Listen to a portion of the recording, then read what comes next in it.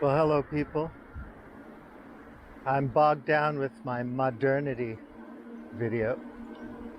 Recorded something yesterday, but I don't know. I rambled a bit. So I'm gonna do it again. Again, this is part of my grayscale right-wing exploration. And I can do a grayscale left-wing exploration. For me, all of these political ideologies also entail certain cyclical elements, even though some may have been pre-modern by some definition. Happened long ago, Middle Ages or whatever. And today is different. We are all born in modernity, and we're creatures of modernity. But in terms of conservative thought, understanding tradition, that something else mysterious or maybe even transcendental undergirds the universe, or maybe just consciousness. Why is there a hard problem of consciousness? Why is it so hard to define and place it somewhere in a cat or a cow or a person? Anyway, maybe dark matter, anti-gravity, things like this is just the lattice work of God, and maybe God did see a creature in the universe that had the potential for certain kind of consciousness. I don't know about an interventionist God or whatever, but what would you think if I said that Nietzsche would have made a really good Christian? And yes, I've read Thus Spoke Zarathustra, and I've read Nietzsche carefully.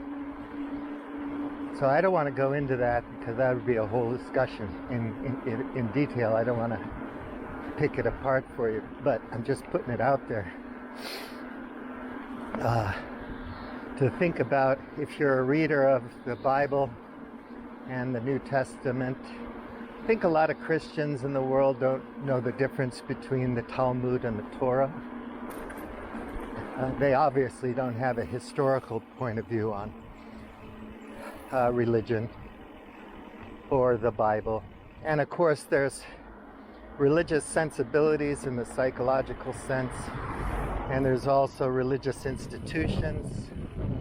I'm not very attracted to religious institutions. We need institutions for many reasons, but we have to understand what undergirds them. So if I'm a wandering, artistic, philosophic, free spirit, I am, even if I didn't read Nietzsche. And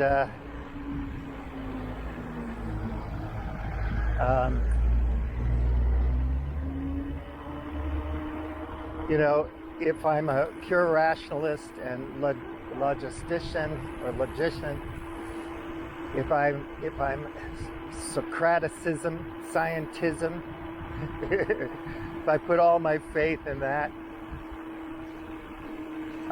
what else besides that is there out there in the world of thoughtful people who are living a good life? Define that as you will.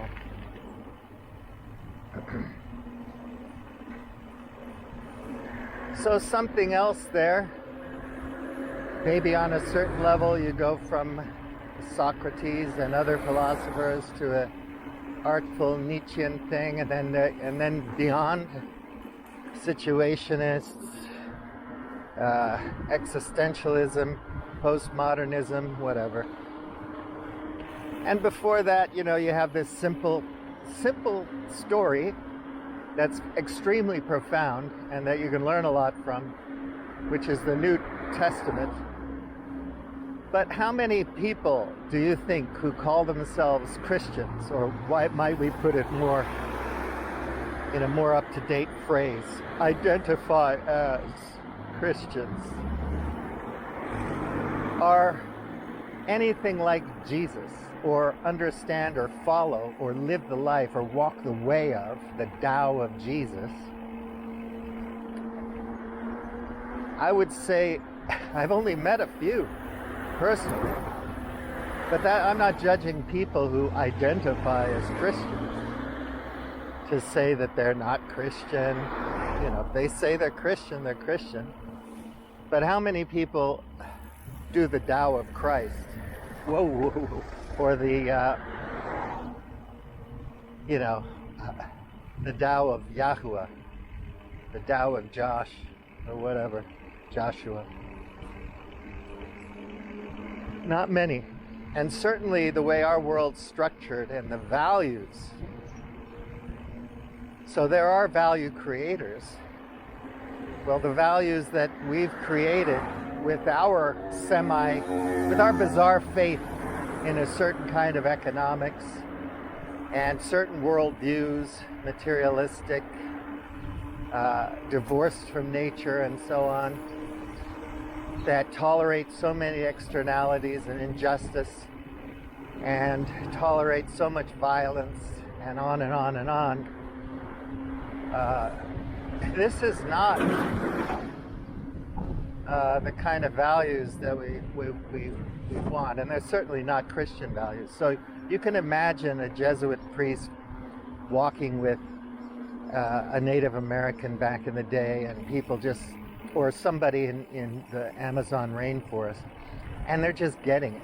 Oh yeah, that Jesus story, it makes so much sense. Obrigado. It makes so much sense. It's a good thing.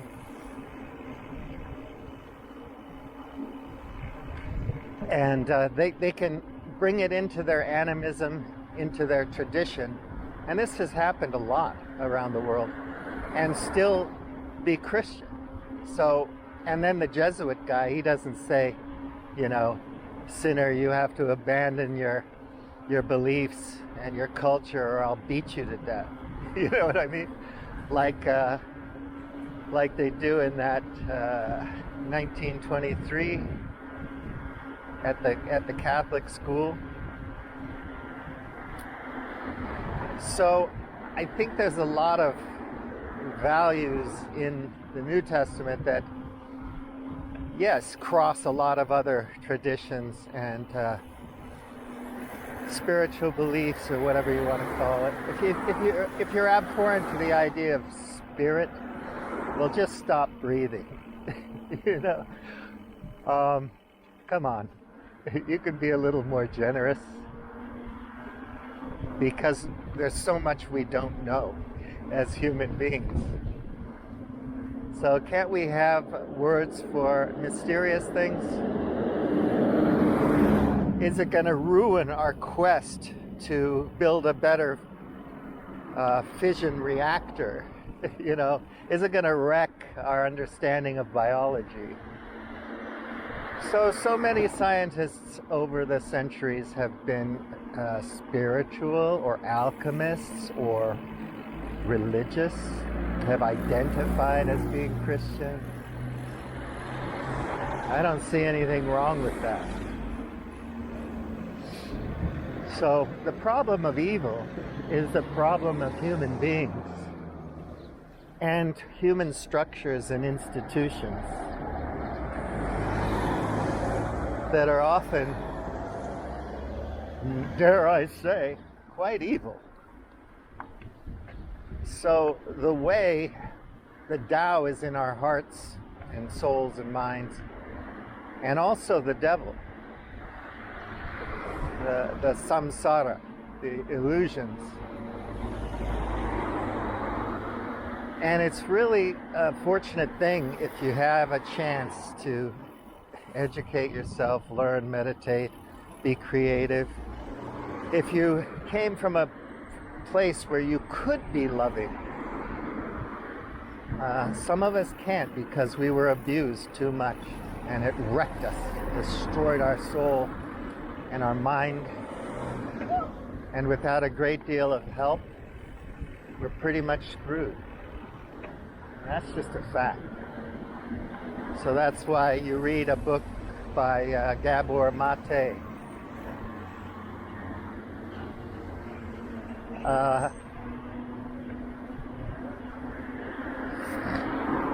Sorry to snort.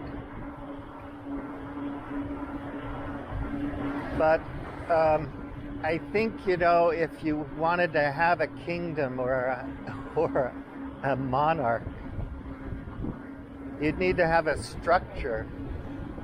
Because when I read Evola or Mosca or Pareto or Carlyle or any of these kind of classic, things that people call fascist and purge from philosophy websites and so on, as if they're contaminant. They're really not. You have to understand these thinkers in context. And you have to read them carefully to know what they're talking about. Now, some people were involved with nasty people, and nasty people can co-opt Christianity and do really evil things, Spanish Inquisition and whatnot. Okay. Some people are really impatient. So anyway, God, I just have to go a little further and I'll be off this road. I think I should go down and around. I'll wait till I get past this circle. People don't read things carefully. They hear about things secondhand and they come to judgments based on what they've heard or been taught. And that's kind of sad because they're really cheating themselves out of growth and understanding and profound transformation and living a better life and being happier and more healthy. But I understand some people just don't have that proclivity. They don't want to read. And I'm not going to judge people who don't want to read or don't want to understand something deeply. I'm not going to condemn the Orthodox Church or the Catholic Church, but I don't like prosperity gospel and some of the evangelicalism that I feel is weird. But also I don't like aspects of the church. It's just not good. But anyway, you have to pick that all apart. You have to look at events and things in context. Vatican II, Vatican whatever. All the meetings of the church fathers over hundreds and thousands of years. How people interpret things. Think of all the rules in the Talmud. How you take a simple day of rest, the Sabbath, and turn it into this thing where you have to be obsessive compulsive. It's crazy, in my opinion, but I'm not going to judge a Hasidic Jew for their tradition. Oi! Hola!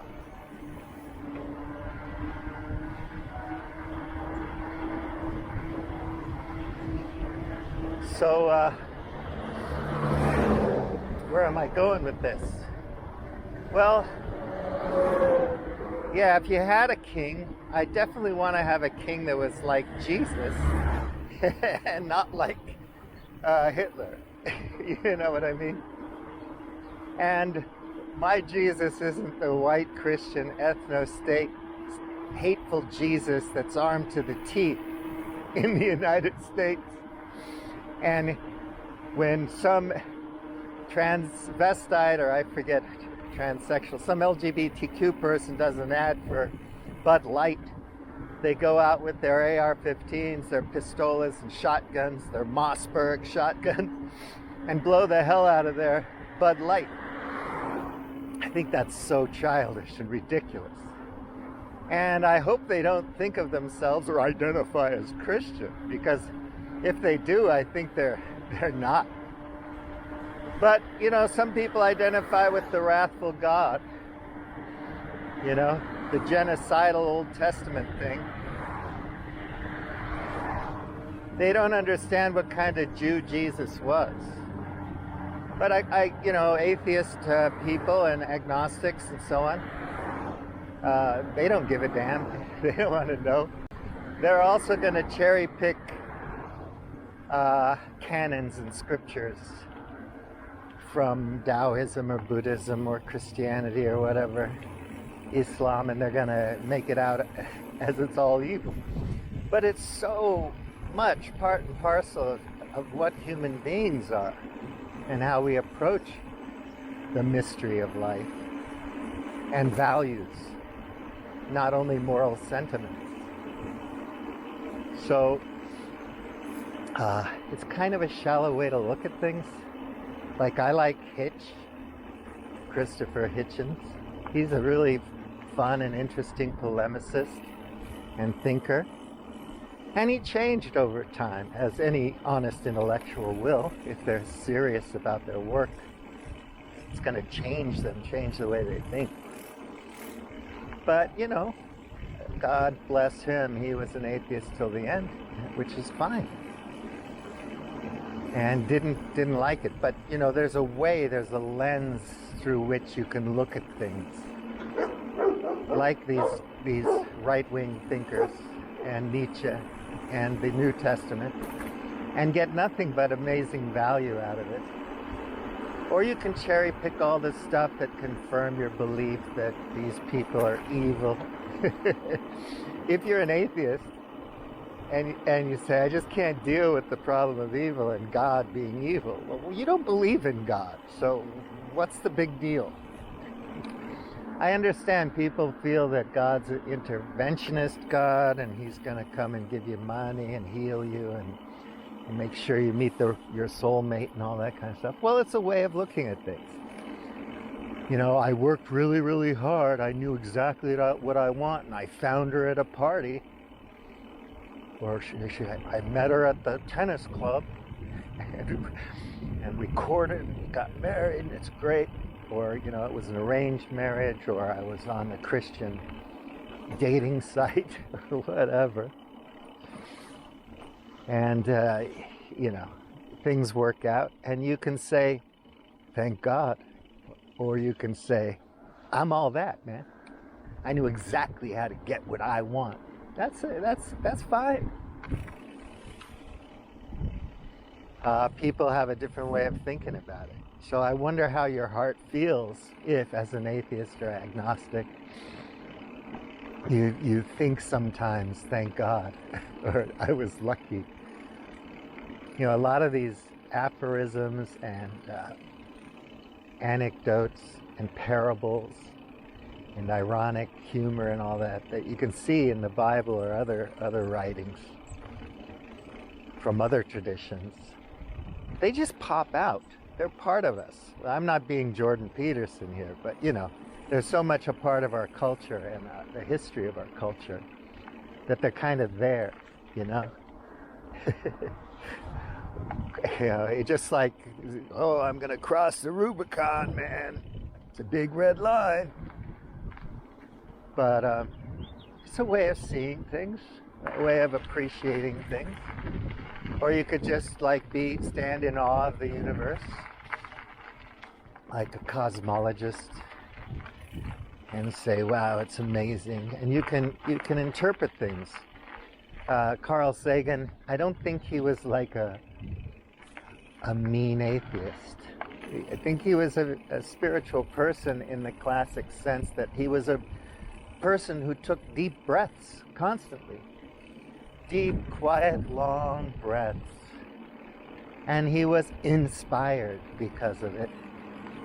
And he's a great scientist and a great human being, a humanist. And I can't understand why some religious people think that humanism is bad. Was Jesus not a humanist? Okay, if God came down in the flesh of a human being, why? He's not a humanist.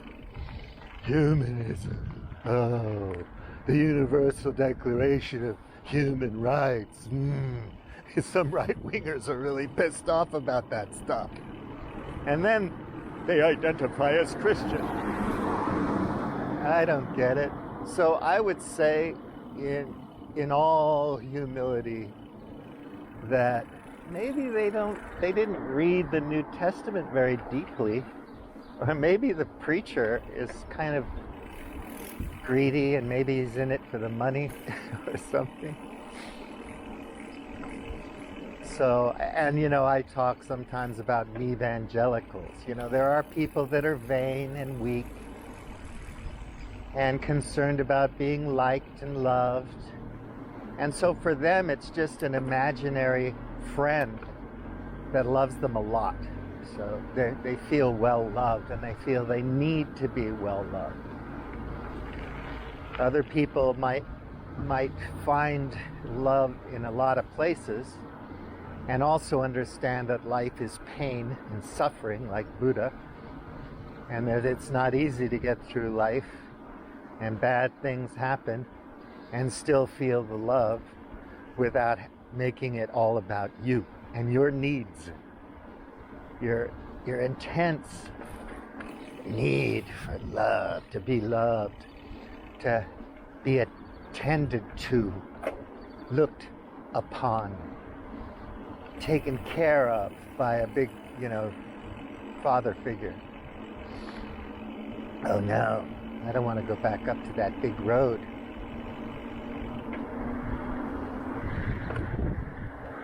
So, bom dia. So, I see all different types, and, people are caught up in different things depending on who they are. The Jonathan Haidt effect. And so they fall where they may, and they live according to their proclivities and beliefs and obsessions and desires.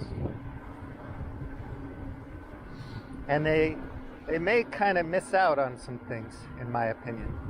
But that's just my opinion.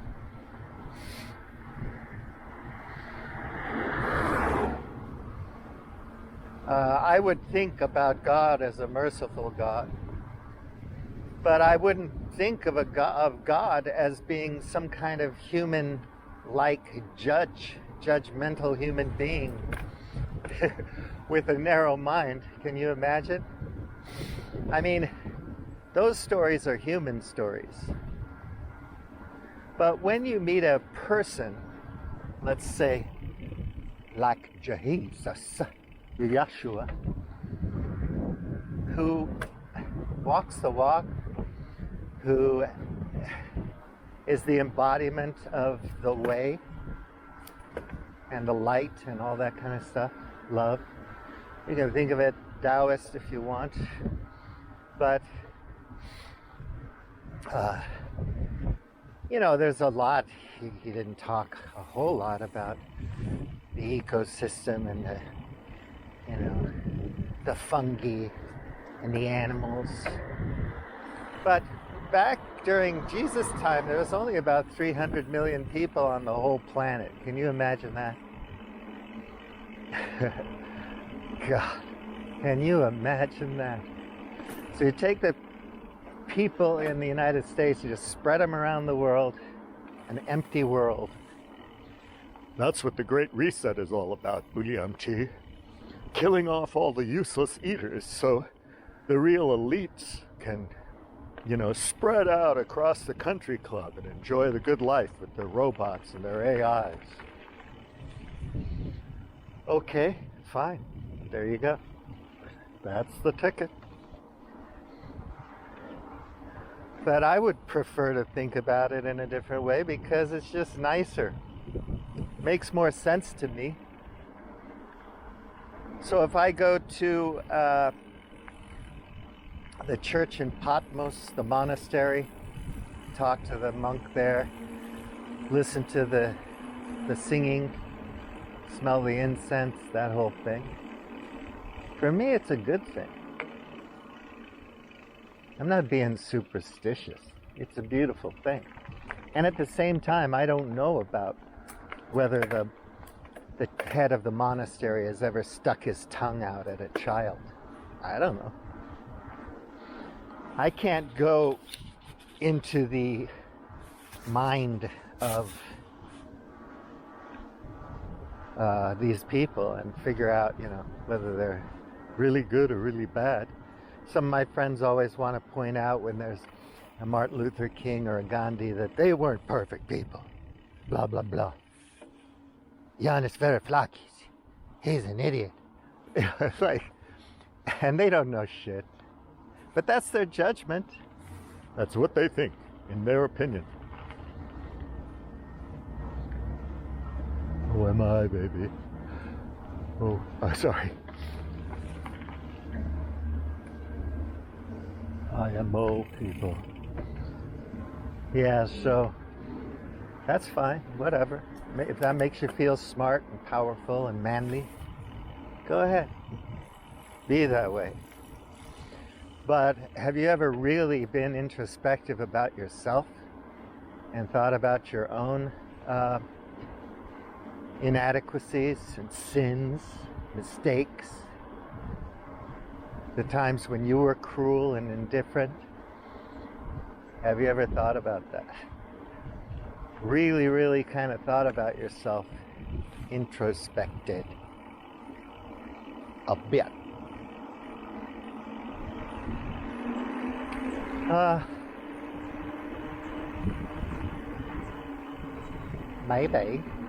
Maybe not. But I think if people are honest with one another and really, really deeply curious about themselves, meditate, pray, think, philosophize, create, debate, inquire, then they're going to find that they're not perfect people. I'm not perfect. Too many problems, too many deficiencies. Too much not to be proud of. But I can still love myself because I know I'm an imperfect human being and I've tried to be better. I'd like to be like Jesus. Really, I mean, why wouldn't you? Oh, because you want to be special forces and go kill the bad guys, the demons, and all that kind of thing. Okay, fine, that's your calling. But I can live without all that. That's why I hate this war in Ukraine. It makes me sad, hurts me. I feel sorry for everybody, including Putin. Oh my God, love your enemy. Oh, Uliam T, you're crazy. So I may not identify as a Christian, but I may be more Yahshua-like than most Christians. Who knows? I don't know. But yeah, boy, people make mistakes, big mistakes. And their will to power, but not necessarily in the true Nietzschean sense, can screw them up. Pretty bad. Make things pretty nasty for people. Do they do great things? Do they build wonderful monuments? How many people died building the Great Wall of China? Was it necessary? Was it a vanity project? Could they have fought the Mongols without it? The pyramids were built by slaves, dude. America was founded on slavery. So yeah, it's pretty bad. Those monuments of great men are there. The Constitution of the United States of the Miracles. Yippity-doo-wee. Great men of history. The duel between Churchill and Hitler. I can do without all that. You know, the greatest monuments for me are just the simple, kind, down-to-earth people in this country that even if it's more secular now than it was, It's more Christian now than anything in the United States, probably.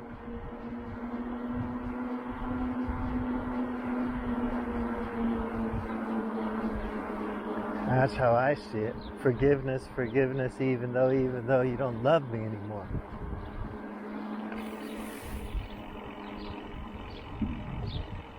But I believe in, if I'm going to believe anything, I believe in a merciful God.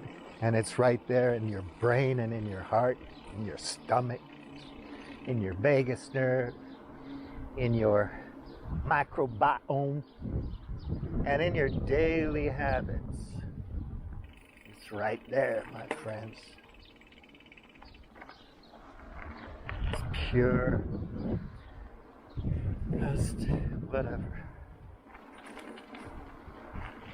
But obviously you can choose to think of it any way you wish. That used to be a nice park. It's come into disrepair.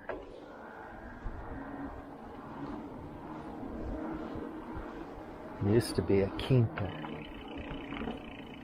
Just imagine the history of this place. The lives, the work. I like lion door knockers because I'm a Leo. That's why. Yeah, so modernity. I understand why people worry about it, because it seems to have stripped away the lattice work, the thing that undergirds everything human, gives it meaning, profundity, depth. And not everyone can be a scientist. Not everyone can do the math to be a physicist or a quantum physicist or whatever, cosmologist. I beg people to learn about, my religious friends to learn about evolution and to try to suggest that it's not contradictory to their faith. Because what they really want to do if they have faith is be like Jesus. That's all. And don't you think if Jesus comes back, I'm just saying,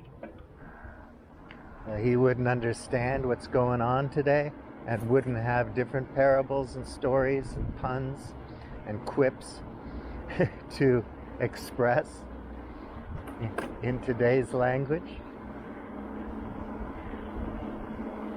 I don't know if we deserve a second coming, but I think that there are people in the world that walk the way. I picked up a hitchhiker once in Wyoming, and he had a white robe, bare feet, and a little bag, and he goes, "I walk the way of Jesus Christ, my Savior." And I said, "Wow, that's interesting. How do you do that?" And he goes, "Well, be like Jesus. White robe, bare feet, no killing." I thought, fucking cool. This guy is like Kwai Chai Kane without having to know Kung Fu. He got spiritual Kung Fu. And I thought he was cool. We chatted about a lot of things. And in a way it was kind of fun. And I chose to think of it as, later I told friends, I was young back then, early 20s. I say, "Yeah, Jesus, I met him, picked him up hitchhiking. We had a long talk about all kinds of things. Yeah, he's pretty cool. A lot more easygoing and simple than I thought." But there is a certain gnosis involved in all this, right? I'm not saying gotta be Gnostic Christian. Gospel according to, what is it, Tom or something? Bom dia. So, this bridge I never knew about. So from now on, man, this is it for me. I'm never going to cross that big road again. I just have to remember where this is. Oh, that's great. This bridge is beautiful. Don't have to cross that busy road down there. What was I saying?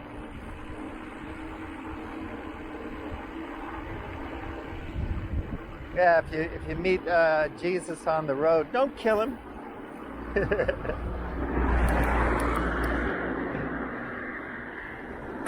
Pick him up. Give him a lift to Casper. Have a nice conversation. Learn something new. Yeah, if you delve deeply enough into these writings, if you read poetry, if you listen to music, there's a spiritual element to all of these things. Ceremonial. Dance, rhythm, color, shape, storytelling, music, drums. Yeah, some smartass who's all scientific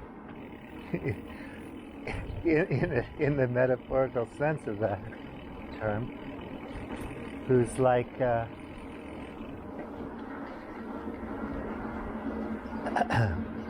yeah, that's all bullshit, man. Well, look, you like the Eagles, dude. I know you're kind of old, but you think the Eagles like move you? When you watched West Wing, you were moved. Ted Lasso makes you cry. But, you know, when you're with people, together with human beings, doing something creative or worshiping or contemplating things, it's pretty profound. It lifts people up. It makes them feel connected. It gives them a reason to live. And you're going to deny that because you like science? Dude, science is fucking awesome. But you're missing something, man. Whoa, look at that nice hacienda. Of course, Donald J. Trump would like it here because of those wind turbines.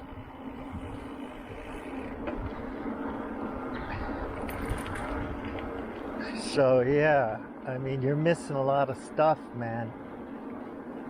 When I was young, I was much more mystical because I liked metaphysics back then.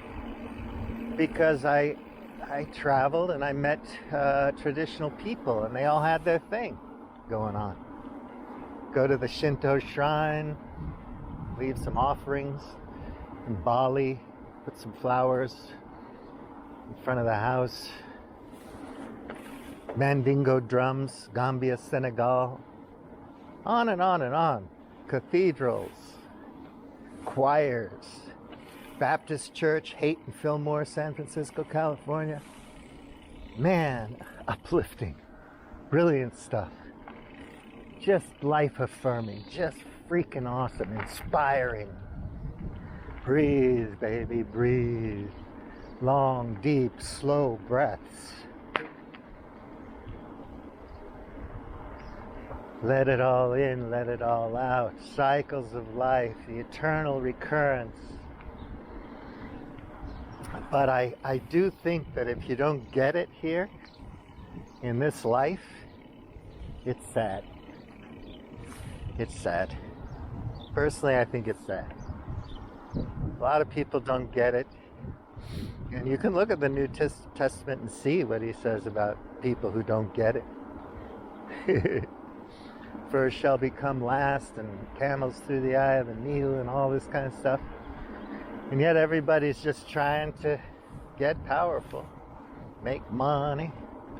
We're all brainwashed and programmed. How do you want to be programmed? How do you want your children to be programmed? Kick ass, take names.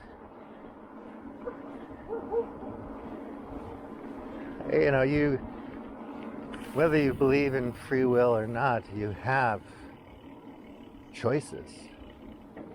At least you think you do, you feel you do, and you make choices. At least you perceive you do. And if you don't, that's kind of silly. Even Sam Harris knows he perceives making choices. Oh, this is kind of a fun little area, isn't it? Yes, it is. Here's a little dirt road. Yeah, sometimes you can just meander on the bike. You don't have to like ride fast and far. You can just kind of stochastic wandering, situational bicycling. Guide de bord. Get away from all the images and the screens. Moby Dick. Nightclub. Whoa, can you imagine? Oh shit. See? Randomly you get on this dirt road and you see this sign that says Moby Dick Nightclub. And here we are at a crossroad. Where's Moby Dick Nightclub? So there's the little dead end. Moby Dick Nightclub.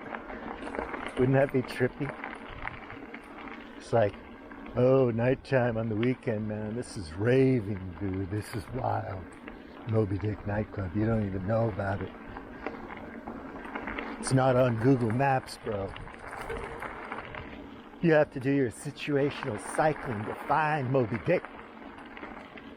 And once you find it, you can't not find it. You can't unfind it. Moby Dick. Well, I don't see no Moby Dick. Then the sale. Oh, that's for sale. I want to buy that. Jesus.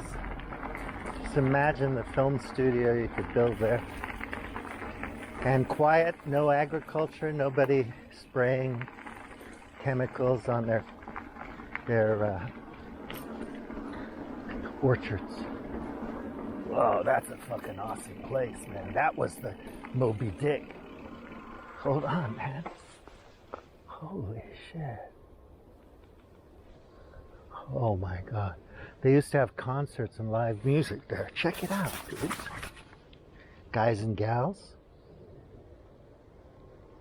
I'm gonna ride in there. But first I have to explore this dirt road a little bit more. Yeah, so it's a matter of perspective. Can you open your mind and heart to read people carefully and honestly and really try to understand where they're coming from? And to do that, you have to understand their context, you know? So Pareto and Mosca, where did they live? What languages did they speak? What was their profession, family life? You know, a deeper dive than Wikipedia, and then you have to actually read their work and think about it. And it's hard because sometimes the vernacular is difficult to understand. So, yeah, it can be challenging. Oh, this is one nice little dirt road, folks. I'm loving it. Sweet.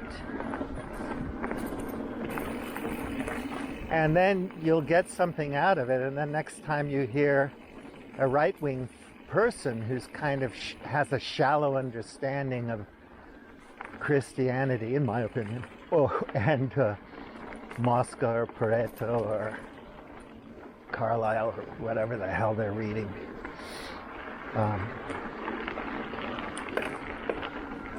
You know, you can have a conversation with them, hopefully not a judgmental kind, but an open one, and ask some questions in the Christ-like Socrates.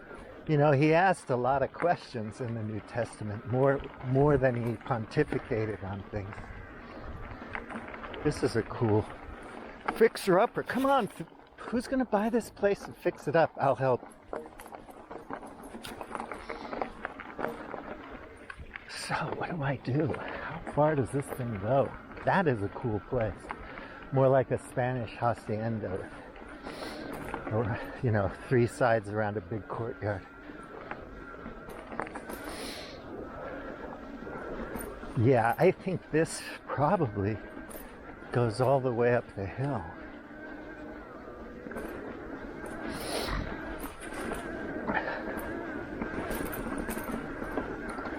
Interesting. Well, I'm going to stop here for this because I don't want to get another puncture like last time. But that's awesome. That goes up. I have no doubt that goes up. So see if you can hear the wind turbines.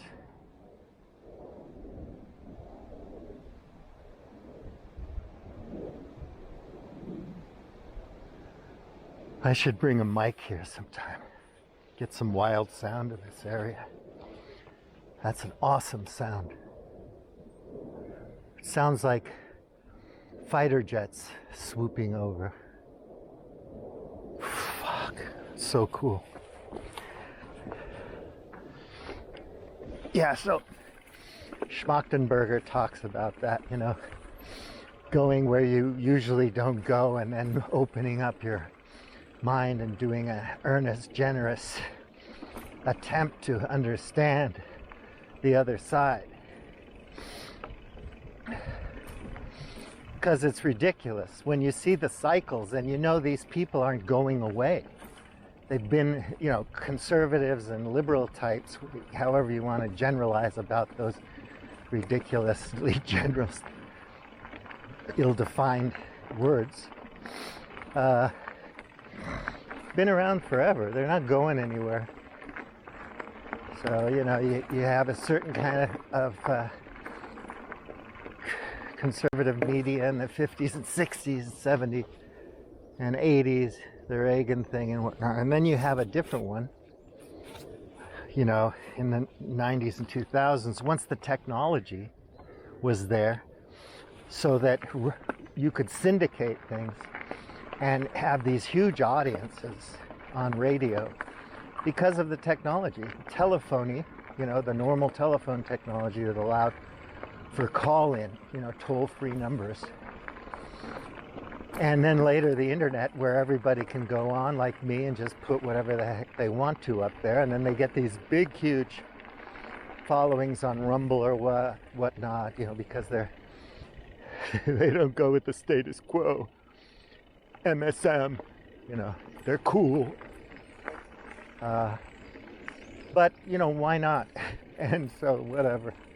And then you have the last gasp of neoliberalism and global financialized capital and derivative investments and whatnot, oil and gas.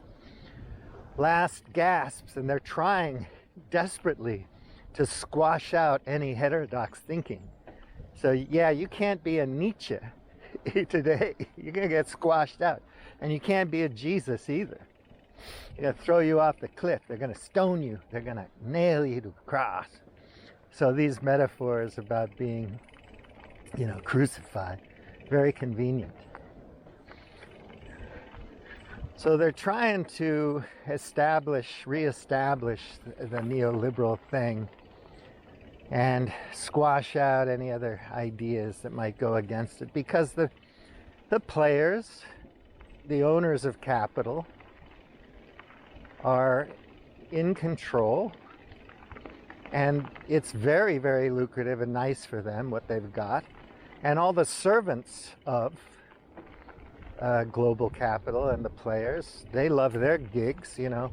That silly movie Succession, or TV show series, these kids in that show are just ridiculous people. And they're so kowtowed by their dad. It's ridiculous. I mean, if people are like that, and they really are, it's like, I'm not going to piss off money. I'm not going to talk back to money. You know, it's like so big a deal to get the approval from the big shot, the tough guy, the strong man, the dude with all the cash. And fame and fortune, right? This is the Donald Trump effect. So he's famous, he's rich, so he's got to be, God's got to love him. Because that's what we like, fame and fortune. We're most of us are very shallow people. I mean, I don't mean that in a mean, judgy way. It's just like we just don't look that deeply into things. You know, we're all emotional creatures, and some of us are more concerned about our emotions than anything else. You know, I mean, we're driven by emotions. We don't slow down and think. in the think fast, think slow kind of way. We don't do that much. We do when it comes to our job, like herding the cows and whatnot. You got to learn how to do it right, damn it. So this was the Klube. I don't know, it's for sale, but there's a bunch of equipment stored there and stuff. But I think they used to have concerts here. But I don't know. I'm speculating. Oops. Thought, what a cool place. Can you imagine having this place and driving a friend back here and saying, cool, man. Whoa, dude. You really live off the beaten track. And then there's this driveway. What's this all about? Well kept.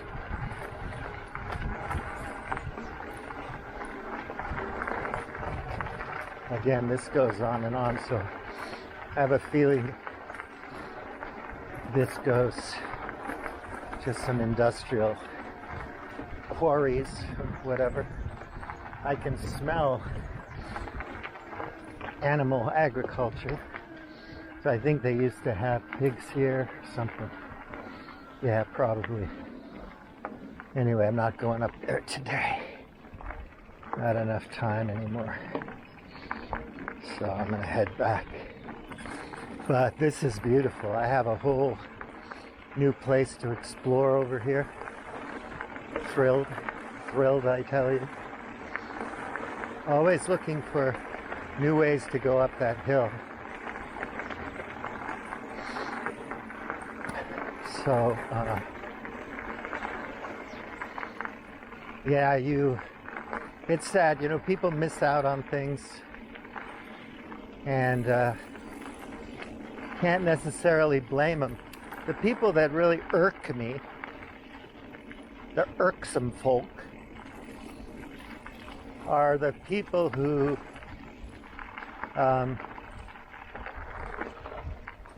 know better, and they're willfully ignorant because they don't want to piss off money, or they're too attached to their biases to stomach the cognitive dissonance or to notice it.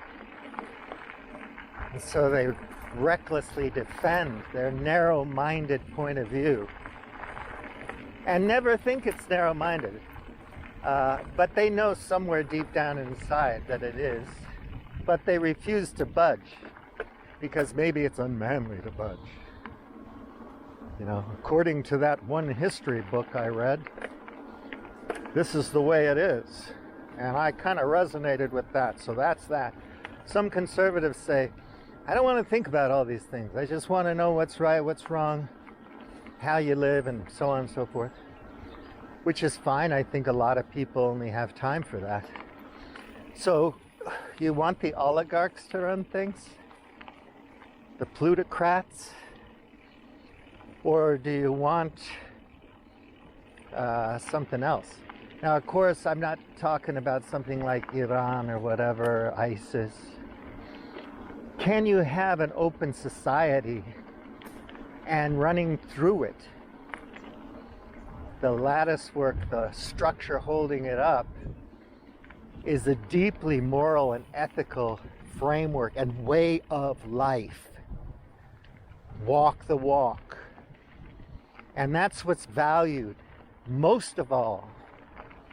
But without the threats, you know, without people telling you that your hands are going to get cut off and you're going to be stoned to death and all that kind of thing. Is it possible?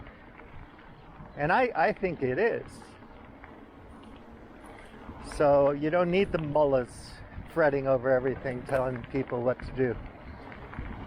You can come to some kind of moral place, ethical place, way of life that actually makes sense in the greater context. In other words, it's embodied and it's also connected to nature, to the earth. the animals, the plants, the air, the water, in a indigenous kind of sense, where the mountain, you talk to the mountain, you listen to the mountain think and speak, and you revere the trees, earth is your mother, that kind of thing. I don't know if we're going to get there. So I have a terrible feeling that what's going to happen is we're just going to, well, you know, it's like so many people have had the discussion why we haven't met the aliens yet. Yeah, we come up with a technology that can wipe us out, and then we wipe ourselves out. And sometimes the wiping out can take hundreds of years. Look at the Roman Empire. Look at Byzantium. Change happens, sometimes the timeline is long. And then when you get to a certain event, the whole thing collapses and you think that was the event. No, it wasn't. The war started decades ago or hundreds of years ago. The collapse started decades ago or hundreds of years ago. And then you hit that moment where the Twin Towers have been burning for a while and the steel can't support the structure and it warps just enough that the whole thing collapses upon itself. You don't need to control demolition.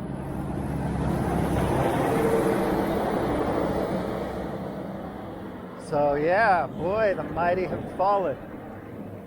Fly a plane into a big, huge skyscraper, and look what happens. But where did those Saudis come from? How long did it take for the whole movement to develop to the point where they wanted to bring down office buildings in New York City? It didn't happen overnight. And there's a push-pull. There are action-reaction. There are people on all sides doing things that inspire that violence. It's no excuse.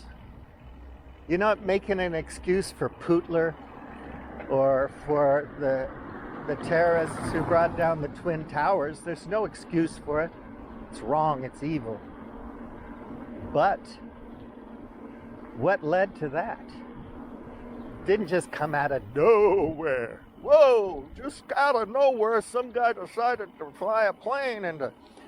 You can have random acts of violence, stochastic terrorism, but still there's something in the zeitgeist, something going on that makes a person go out and buy an AR-15 and a bunch of ammo and go into a school and start shooting people. There's a context. There are many motivating factors, not just one. So you can't just say, oh, it's mental illness, it's evil, demonic possession, whatever.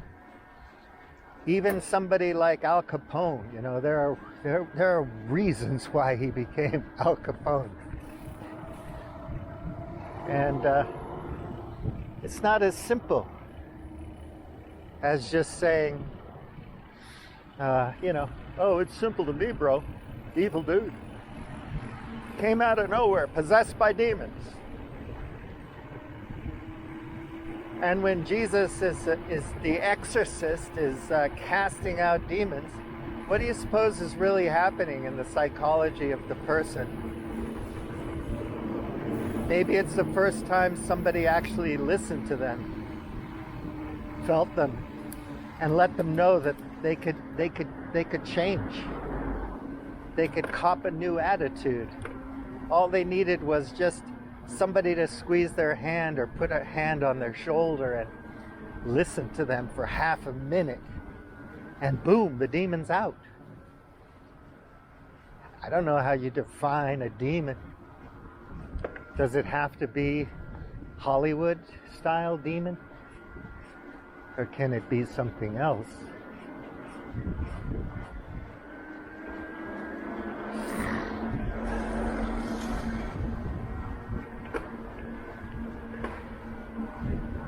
I'm just saying, man.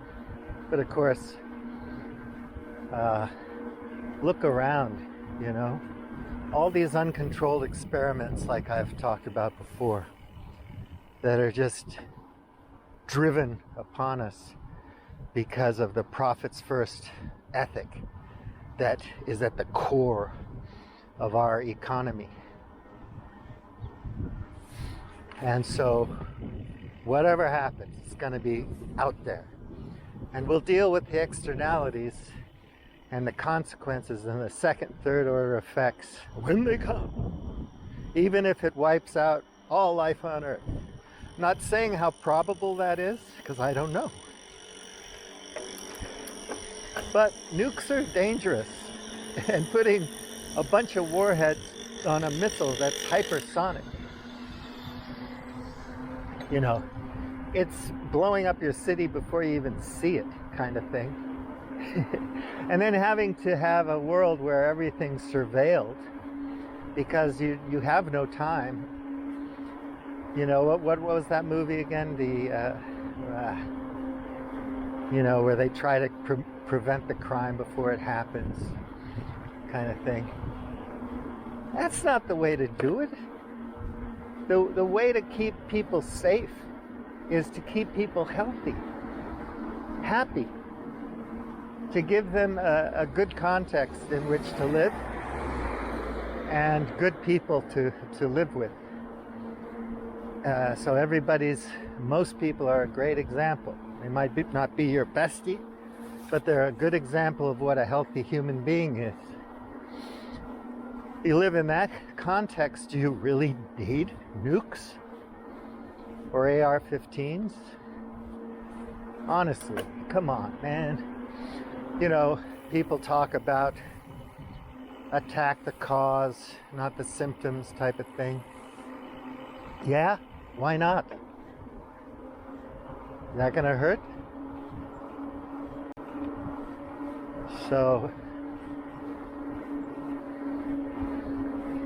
that's what I mean, you know.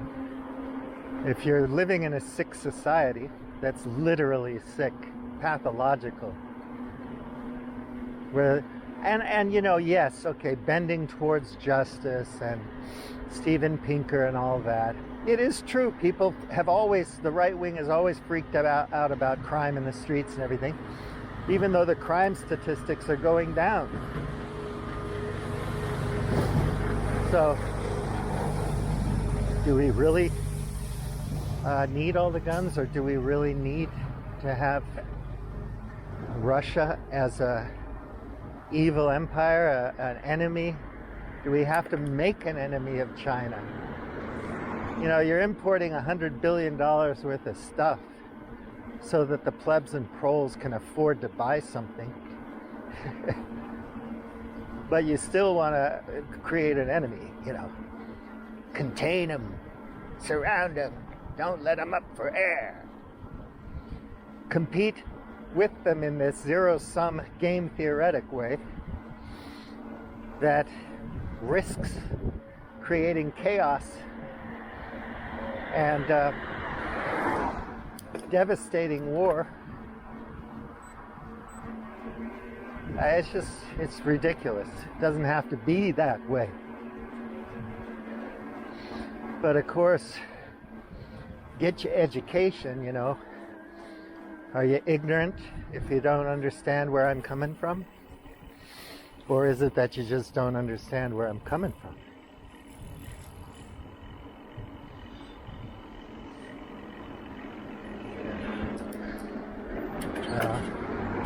What kind of hero do you want to be? The one that goes into the cave and saves the Thai children?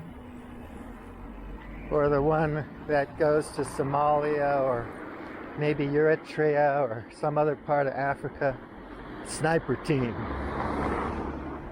and vaporizes people's skulls with high velocity rounds? If that's your thing, you know, that's your thing, bro, that's my thing. But you don't become a Navy SEAL overnight. A lot of things that contribute to your being in the Delta Force or Marine Recon or whatever, long-range reconnaissance force. You just wake up one morning and become that kind of a soldier and learn how to kill people? Hell no. It's a very special way to live. Woohoo! Man, that was an interesting way to come back through things. I tell you, man. That was fascinating. Fascinating ride. Now I'm back to the world of cars. Cars. Whoa.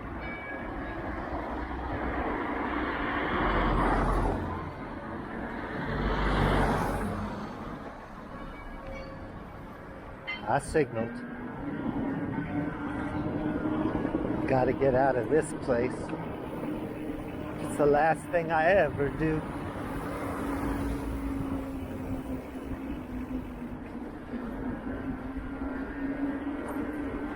Yeah, it's better to go fast when you're in these areas. Pay attention, but get out of these high traffic zonas.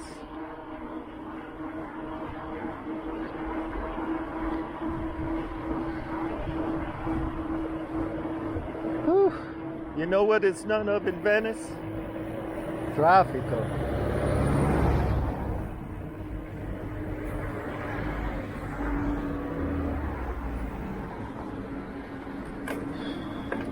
Does anyone know the line, what play that line comes from?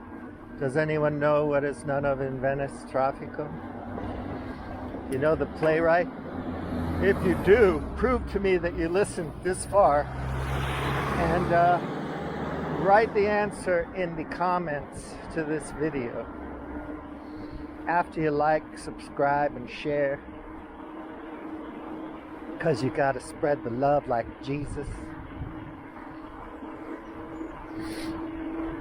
Ooh-wee. What the heck is going on here? This is something else. Yeah,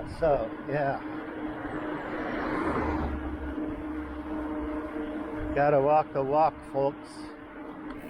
If you had the kind of people where you had a responsible, dedicated, dutiful aristocracy that really did give a damn about the people and was answerable to the people, you might be able to develop some form of parliamentarian democracy that actually worked for people. Because most people don't want to become necessarily the big boss or the leader. I'm not saying that all leaders are psychopaths or sociopaths, but there are certain characteristics. And then they all get co-opted. That's why I like reading Mosca and Pareto, because they do get co-opted by the oligarchs, by the game.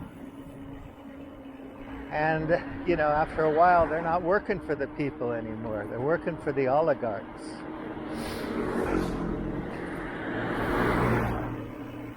But if I'm not saying a theological state or something, but if the culture was permeated with certain value and values, and the leadership, you know, walked that way, the Tao of that kind of kingship, the Tao of aristocracy,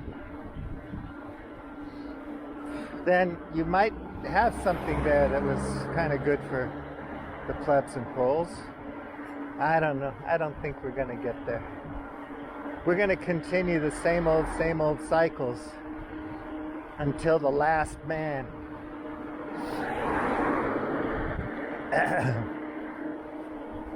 And that's that. Everything lasts forever and nothing lasts forever. Why should you care? I don't know. I really don't know.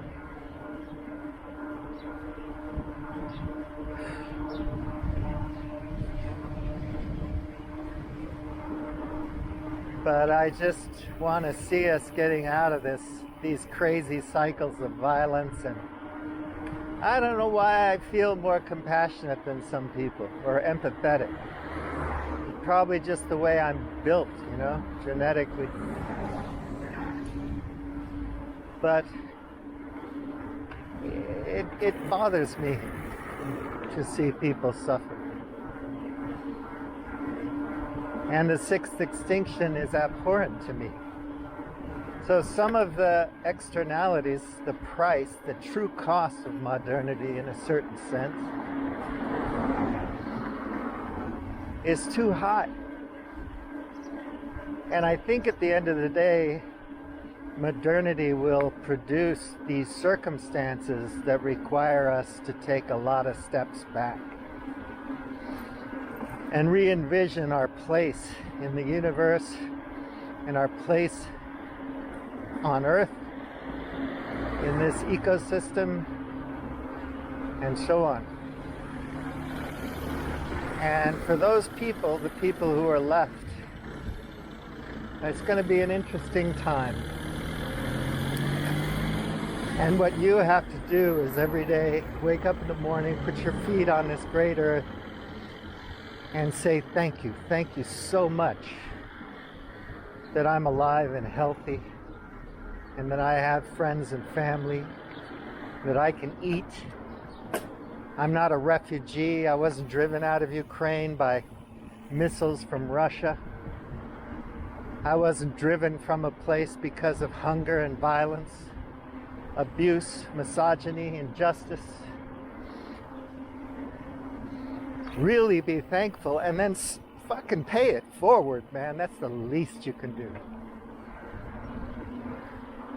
To walk the way.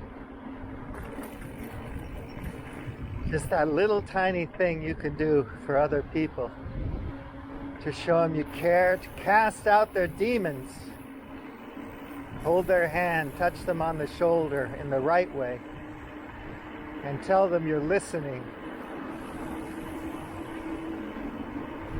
Let them know you give a shit.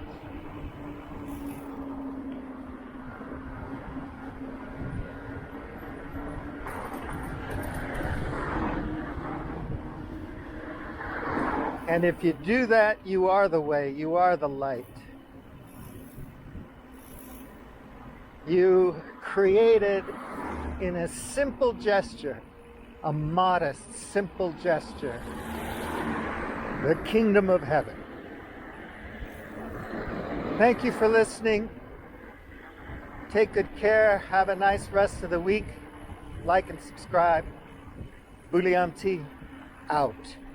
Hello again. So anyway, just before I end this video, if you would listen to the whole thing, I'm glad you did, because that's something I've been wanting to say for a long time, what I talked about today.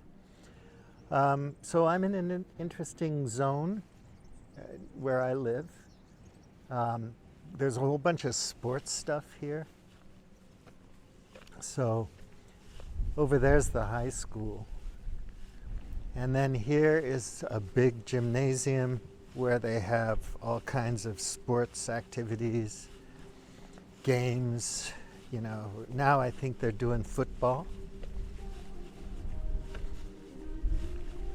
But it's pretty cool. It's fun to come here and watch people compete. So you can see, you know, they got everything here. People play hockey here, they play basketball, football. You know, it's got raked seating. Super Bros. And you can see home team, Super Bros. The Super Bros. Isn't that cool? Broeiros. Super Broeiros. That's awesome. Yeah, so this is a cool place. And like in all of these towns, these little towns, they have their stuff. You know, everything's self-contained. Churches, stores, your communities. So up here is outdoor basketball court. and tennis and so on. And then over here is the swimming pool. So I don't think I'll walk all the way up there. But there's the swimming pool. It's really nice. Yeah, so that's another thing, when you have a more traditional kind of community. So I really am hoping that someday people go back to living like this. Get out of the cities, don't worry so much about making huge amounts of money. Focus on the family, but not in that way. I don't like organized religion that's all about money. 700 Club. They don't know what they're talking about. But, having high-tech, high-touch lives where you can enjoy and, participate and be connected. I just love that about this country.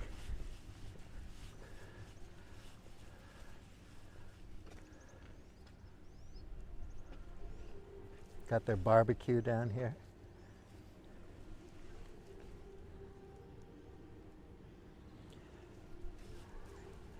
Yeah, so there could be a balance between aspects of modernity that we can't escape at this point because the genies are out of the bottle, and bringing back a more traditional structure, way of life to people. What that tradition would be, I don't know. Different people have different ideas. And I think there's room for plurality. Live and let live, But finding a way to live together across cultures, to live with each other in a cosmopolitan sense that isn't just a tapestry of that guy there is a Muslim, and that guy there is a Jain, and that guy's a Hindu. It's like, obviously people click up. They live with people that they know and understand.